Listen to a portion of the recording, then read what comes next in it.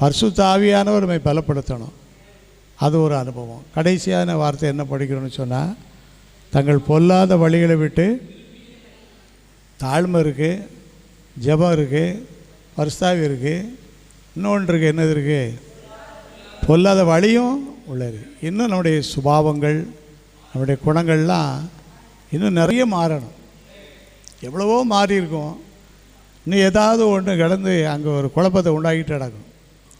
அதையும் கண்டுபிடித்து அந்த பொல்லாத வழிகளை விட்டு திரும்பினால், நினிவே ஜனங்களுடைய பாவத்தின் நிமித்தம் ஆண்டவர் யோனாவை அனுப்புனார். அவர் எங்கெல்லாம் போய் கடைசியில் போய் சேர்ந்துட்டார்.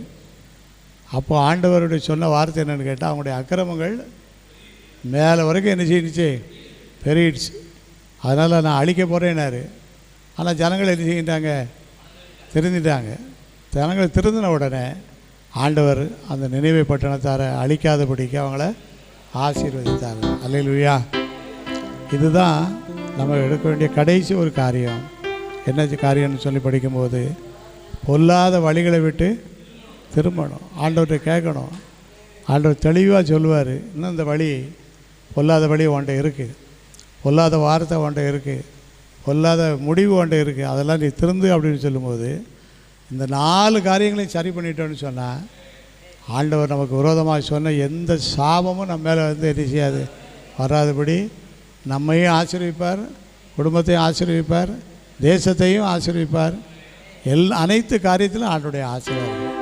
என் நாமம் தரிக்கப்பட்டுள்ள ஜனங்கள் தங்களை தாழ்த்தி ஜெபம் பண்ணி என் முகத்தை தேடி தங்கள் பொல்லாத வழிகளை விட்டு விலகி திரும்பினால் அவருடைய பாவத்தை நான் மன்னித்து அவருடைய சேமத்தை கொடுப்பேன் என்று ஆண்டவர் வாக்கு கொடுக்கிறாரு. எல்லாரும் எளிமை நின்று ஜெபம் பண்ணுவோமா? ஆமேன். அல்லேலூயா, அல்லேலூயா, ஆமேன். கர்த்தர் நம்மளை எவ்வளவோ ஆசீர்வதிச்சிருக்கிறாரு. இன்னும் ஆசீர்வதிக்க அவரால் முடியும். இன்னும் நம்மை ஆசீர்வதிக்க அவர் சித்தம் உள்ளவராக. ஆமென். எல்லாரும் ஜெபம் பண்ணுவோம். எல்லாரும்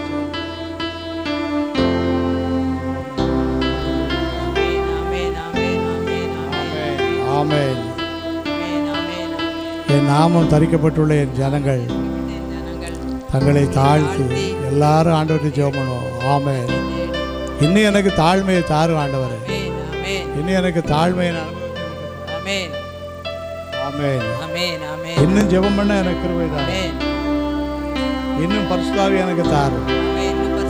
இன்னும் பொல்லாத வழிகளை என்னை விட்டு விலக்கிறது. ஆமென். ஆண்டவர் நாளிலே நம் அனைவருக்கும் அந்த கிருபையை தந்து நடத்த சித்தமுள்ளவராக இருக்கிறார். அல்லேலூயா.